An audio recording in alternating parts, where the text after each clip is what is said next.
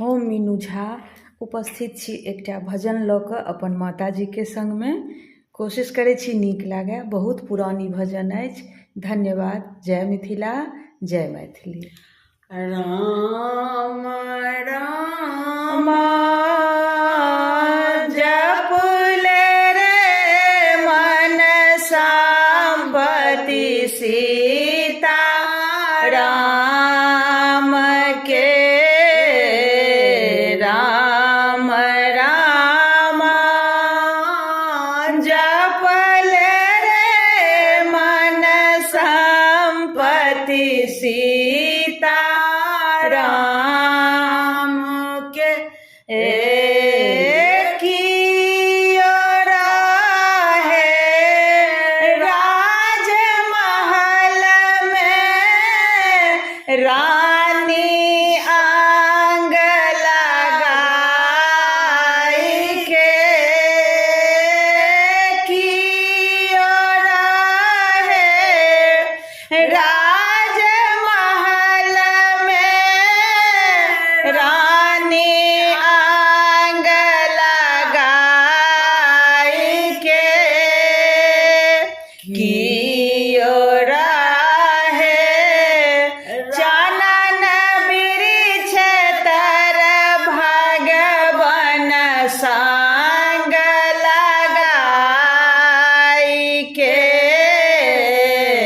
राम राम जपले रे मन संपत्ति सीता राम के। राम राम राजा रहे राजमहल में रानी आंग लगाई के।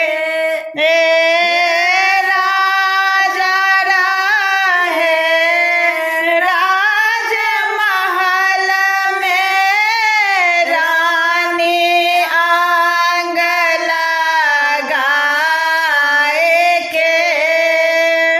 साधु रहे चानन वृक्ष तर भगवन संग लगाए के।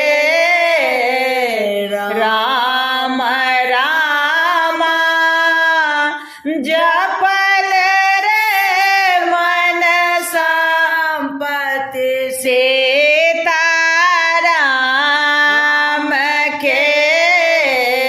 राजा खाए माखन मिसरे छापन भोग सजाए के।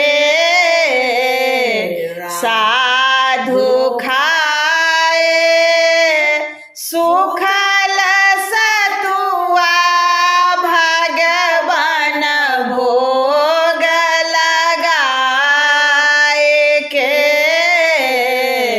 राम राम जपले रे मन संपत्ति सीता राम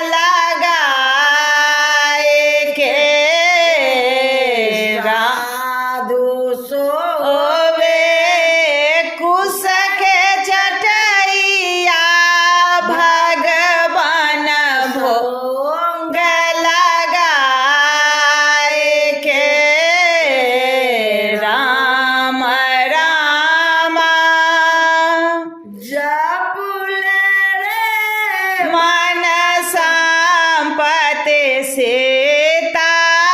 सीताराम के राजा मरी गेला जमघी चिलाए गेला रो रवनार कहे लाए के